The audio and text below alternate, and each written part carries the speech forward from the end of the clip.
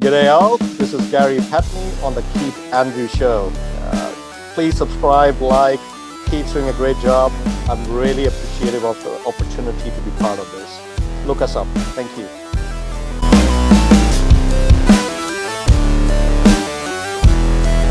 For people who want to know what is the Keith Andrew Network, whole point of my talk show is to show people that even with having a learning disability, I can still amount to something. And at the same time, I'm able to turn myself into an example for people out there dealing with any types of learning disabilities and disabilities that never give up and prove people wrong. Prove to them that labels do not dictate who you are and who you're going to be. Prove to them it can still amount to something. So hashtag break the label. Today is officially welcome to Australia Keith Andrew Network. As people know, I'm doing a Canadian edition, I'm doing a UK edition, and this is actually the first episode we're doing live, well not live, pre-recorded from Australia. Real honor and privilege having you as a guest. But the one thing I do want to say before we get started, be 1 second, I can always let that part out. Now, the one thing I want to say, the Keith Andrew Network is a proud supporter of people being vaccinated. Make sure to go out, get your flu shot, get your COVID shots. Make sure to wear your mask. It's always better to be safe. So the first question I want to ask you is tell our audience a little bit about your background. Okay. Well, thank you. So I'll start from the top.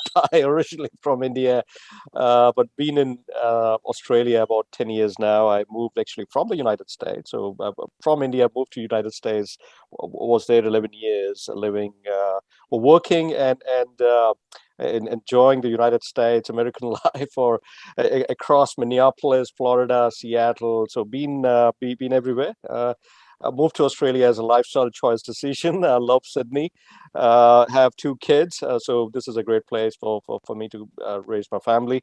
Uh, uh, Professional actor since about a year and a half now. Have an upcoming my debut role in a feature film. But apart from acting, well, professionally I'm a business and technology consultant. I help large organizations transform digitally. Uh, I'm also an aspiring politician. I'm a candidate in the upcoming local government elections in New South Wales, the largest state in Australia. So that's coming in December. So a lot of energy and enthusiasm around that.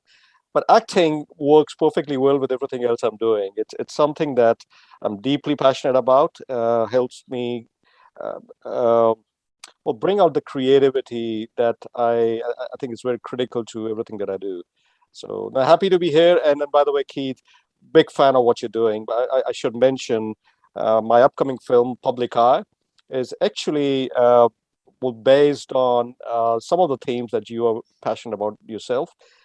Dave O'Hardy, the director and producer himself, he's been passionate about specifically uh, the the hard of hearing disability related issues. The film actually deals with some of those issues.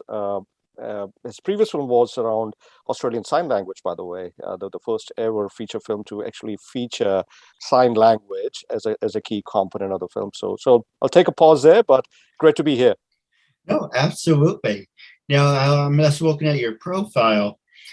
So the first thing that caught my interest is what can you tell us about being an Australian presenter for the Australian Film Festival? As we were just saying, are you like a consultant? Are you like a judge? No, I'm more of a promoter, if you will, around the Australian film industry. So I'm a part of the film industry, of course, as an active professional actor. Now, my work predominantly is around the multicultural community and promoting the creative community from the multicultural demographics of Australia. Uh, Locally, I run a large, well, it's a Facebook group, but we actually actively organize film festivals, theatrical events, and basically actively promote multicultural arts and creativity. So that's my role. Absolutely. And the reason I bring it up is do you no, I'm no I know for a fact I'm not a born citizen of Australia, but with everything that I accomplished, do you think I qualify to be in the Australia Film Festival? Oh, spot on, mate. No, absolutely. I think with what everything you've accomplished, and oh, you would be a great fit, mate. So no, absolutely, would love to have you and welcome. Now, if you can help us, then I appreciate that. Now, the other thing I was looking at is you're also a founder of your own community. Uh, that's correct. So I'll give you a brief history, and this. So the I'm a founder of what's referred to as the Ryde multicultural community. Ryde is a large suburb, metropolitan area within the Sydney area. One of the most culturally diverse uh, suburbs in Australia, and a fairly large population. Last year, when COVID hit, there were beginning to be. I saw fissures erupt in what was a very cohesive society around us, especially in relation to how the Asian Australian community was being looked upon as perhaps the cause of the COVID outbreak. I saw that as for myself a key opportunity to do something quickly and to facilitate or bringing the community together. And this group, which started with just a handful of people, uh, I basically themed it around getting our community to appreciate what each culture has to offer, to stop looking at it from the lens of race so much, but look at people and learn to appreciate what each one of us can bring in and enrich each other's life. So that's a group that I founded. It's grown to be a fairly significant group. It's upwards of I think 1,400 people today, just in less than a year of being created. And it's a local group, so 1,400 for a local group is a fairly impressive number. In 1 year, it's still growing rapidly. So quite proud of what I've achieved, been able to achieve, and actually actively bring people together through this forum. Hey, it's a lot more than I have on my fan page. But you bring up an interesting point, and this was in the news a while ago. And but not rehash about talk about politics or anything, but that's completely up to you. But I want to say just the fact people think Asian people are behind the COVID flu or just behind the whole virus. First off, that's a stupidity. And second of all, that shows the stupidity of people that they look for the big elephant in the room, the big imaginary shadow. They always try to blame somebody. No, I, uh, no, I agree, and that's unfortunate. That people tend to quickly, and as you refer to, find labels. I think people find labels just easy to, well, not have to think too hard about the root cause of things or try and address the problem at hand, but quickly. So in this case, yeah, it was a label attached to Asian Australians originally, and then it's expanded beyond that. I mean, the new Delta variant originated in India, so that got labeled on the Indian community. I'm sure there's the South African, there is the British variant, and everyone's people are always looking for, and people who I guess are not empathetic enough. Well, those are the ones probably doing this, and it's look. I don't want to judge them. I only want to help create an environment where everyone, no matter how well what our bringing is, what our educational or intellectual uh, uh, upbringing has been, irrespective of that, I think we can always find common grounds, and that's what we got to do. I think that as a aspiring politician, an independent politician, by the way, not looking to support any particular party. These are some of the things I deeply believe in. I want to. That's one of my key platforms, multiculturalism. Basically, bringing together communities, whether that's the Asian community or the Italian. Australia, specifically New South Wales and Ryde, happens to have such a huge diverse population that we already here.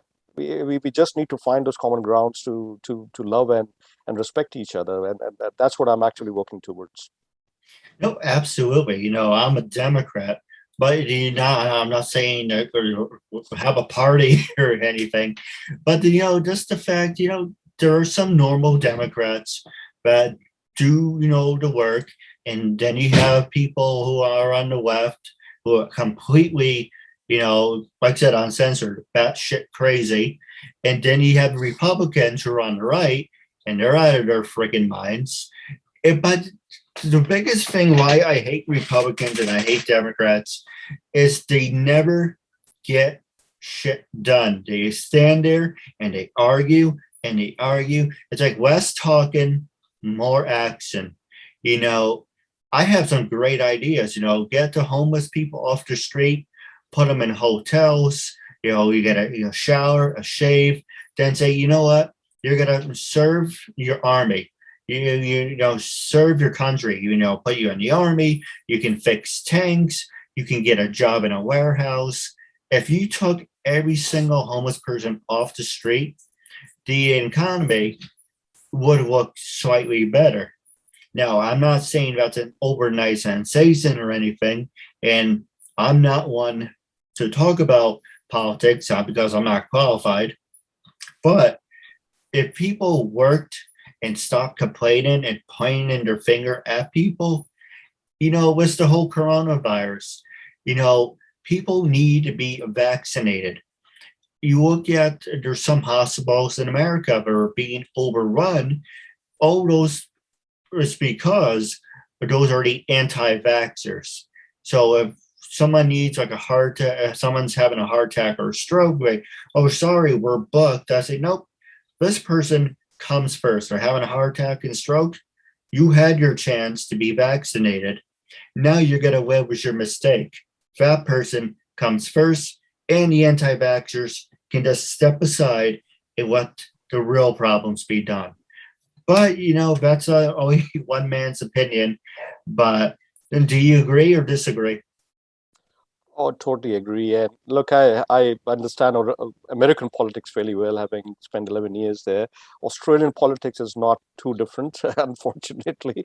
Now, having said that, I like to bring as individuals, we often tend to underestimate our own power. We like our first instinct is to whinge and complain. I've done a fair bit of that. I know we all like to do it. And I honestly, this is about my journey into politics or aspiring politics. I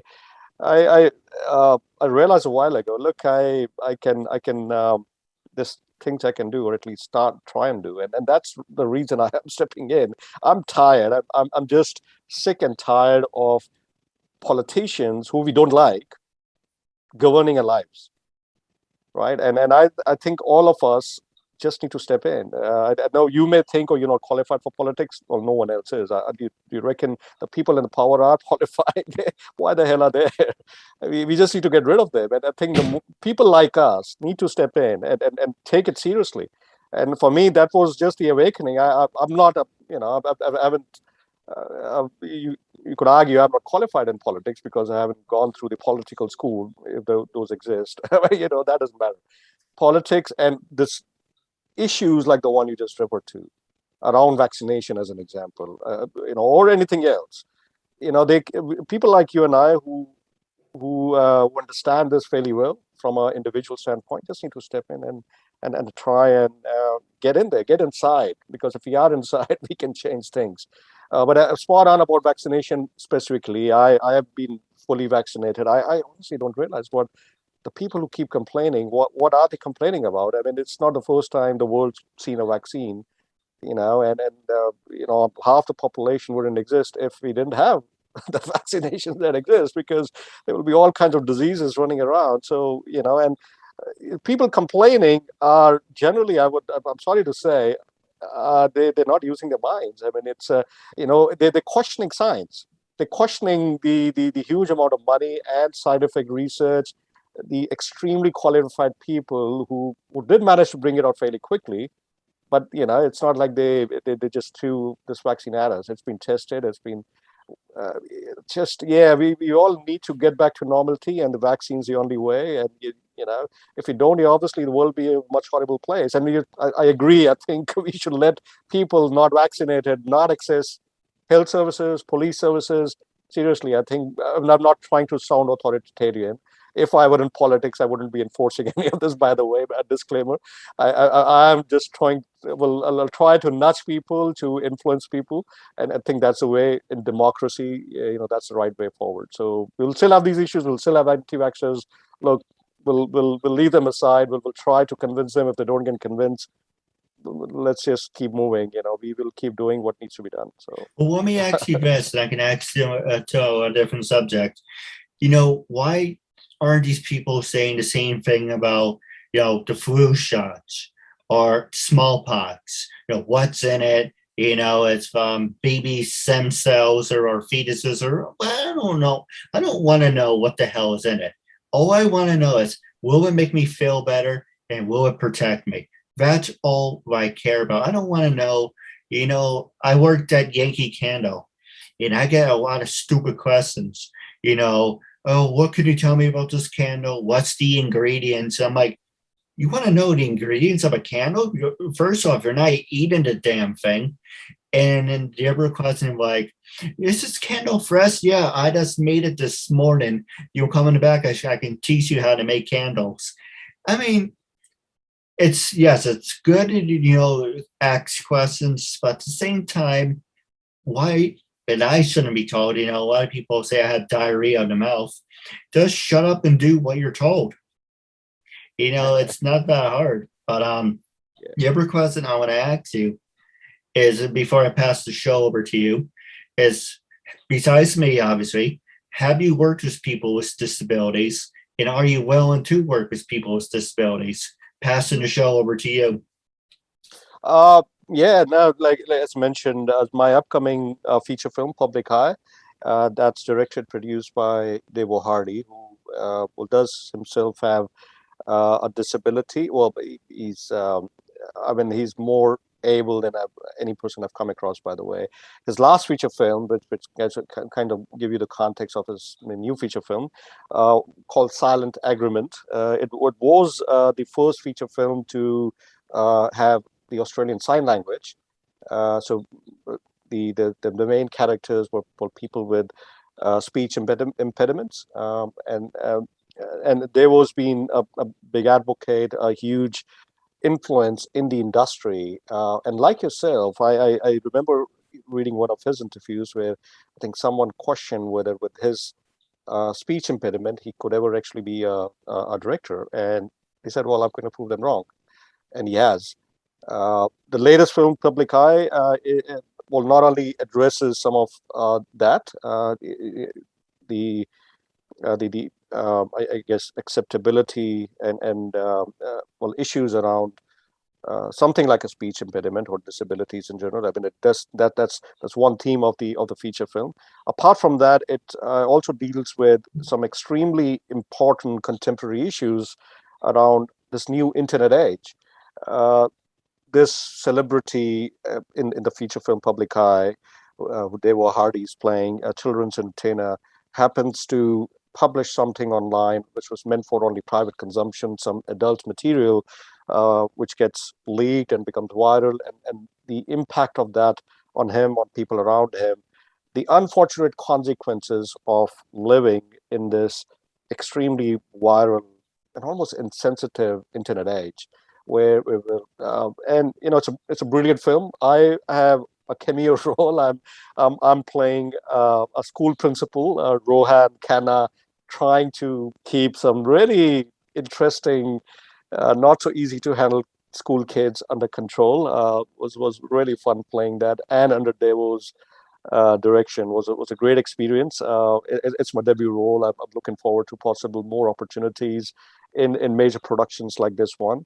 Uh, but yeah, look, that's my acting life, and happy to talk a bit more. I do have other interesting bits coming up. It's all some under production, delayed because of COVID, unfortunately. But you'll probably see more of me in a screen actor role in the coming months and years. So, Well, let me ask you this two-part question so I just thought of.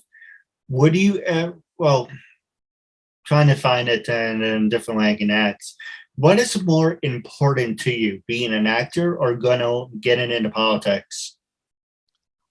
both of them. It's hard for me to say which one is more important. Uh, it's because as a politician, like, as I mentioned, it's just about me doing my civic duty and being able to help make the world slightly better around me. But I can only keep doing if I'm keeping myself energized intellectually, creatively. Now, so my average day is split, and it's about time management at the end of it. Well, politics obviously happens in spurts. I have the election coming in December, right? So it's a quiet period right now. It will speed up.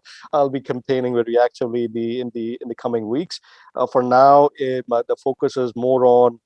Well, I have a few acting gigs which I take in order to do those, and there's not too many because of COVID lockdown. We Sydney, by the way, if you're not aware, we have been in a 2 month plus lockdown now because of the COVID Delta outbreak. That's limited the ability. The film industry, the creative industry is actually struggling, and it's very unfortunate. I've been lucky to still be able to get out there for some film shootings and TV commercials. I have some coming up, and I and enjoy those.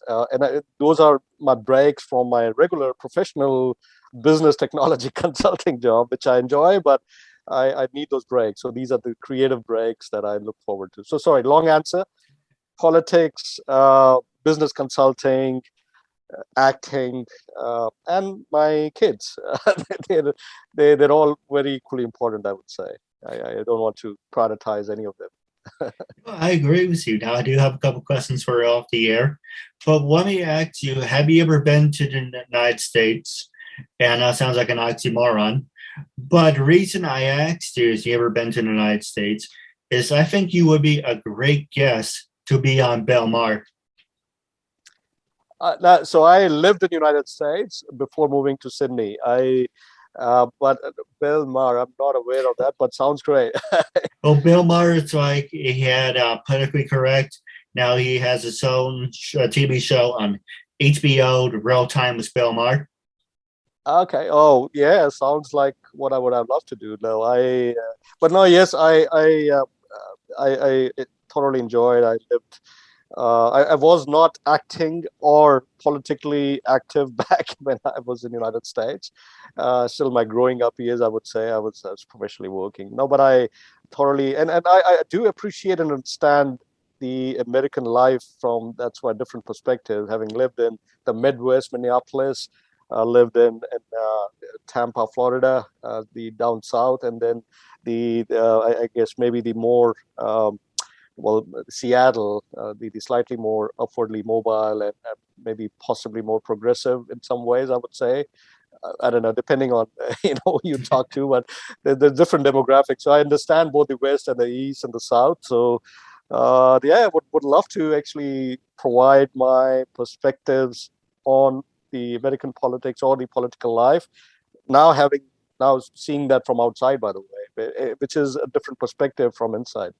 Looking at it from hearing about things sitting in Australia, I've been able to actually synthesize my own understanding of US much better than I understood it previously. Absolutely. Now, I have a couple questions for you off the air, but wrapping up all my shows, I want you to be brutally honest. When I first approached you to be a guest on my talk show, what made you say yes? How do you feel now? And would you recommend it to other people? Brutally honest answer. I don't know who you were, but I looked you up right away. I said, "Wow, this fits like what you believe in. Your fight against labels. That it's my fight as well, and I'm fighting so many other labels as well. Yeah, having there's the thing around multiculturalism, non-inclusiveness. people of color, race. I mean, the labels attached to all of that. So yes, I'm deeply passionate about what the issues that you believe in, and I think you and I share those. So I was instantly impressed. I said, "Oh yes, I need to be part of this." Just to be able to speak to you was an opportunity I didn't want to miss. So no, I was apprehensive at first moment, and I looked you up. Was looking forward to it. This has been way better than I actually imagined. I think that the way you've been running these podcasts is absolutely inspirational. I would highly recommend this to, well, as many people as I can. So happy to be your man out in Australia, helping get the word around. Count me in. That's read my mind. That's one of the things I wanted to talk to you about off the air. But I'll give you the last 50 seconds. How can people follow you on social media? Are you on Facebook, Twitter, Instagram? Twitter, I've not been using as much. Now, Instagram is Gary Patni Ryde. It's my political and acting handle, and same for Facebook as well. I've got a public page, by the way, which is Gary Patni Ryde, one word, RYDE, by the way. So it's that's the city of Ryde where I'm campaigning it. But now please look me up, follow me there. Would love to chat. Would love to get like-minded people together. And if there's anything I can do, please count me in. And yeah, anything in your side of the world, in the United States, I still have a lot of friends. Would love to keep helping. It's a digital world. I'm sure I can help sitting right here. I don't need to be physically there. So yes. Sorry, I think it was longer than 50 seconds. Apologies. No, that's fine. Now, wrapping up your show for our viewers, make sure to like and subscribe to the Keith Andrew Network. If you're watching on Facebook, make sure to hit that like icon, leave some feedback. If you're watching on YouTube, hit that notification. You will be notified of brand new content. This January, Season 10 will be on the Keith Andrew Network. I would love to have you on there. In the meantime, we're doing some filler shows. If you're a fan of Canada, England, and Australia, and other great countries, you need to work on the time difference. But if you like watching the Keith Andrew Network and its content, make sure to like and subscribe. Wrapping up our interview, it was a real honor, privilege having you as a guest. I just want to say thank you and have a good night.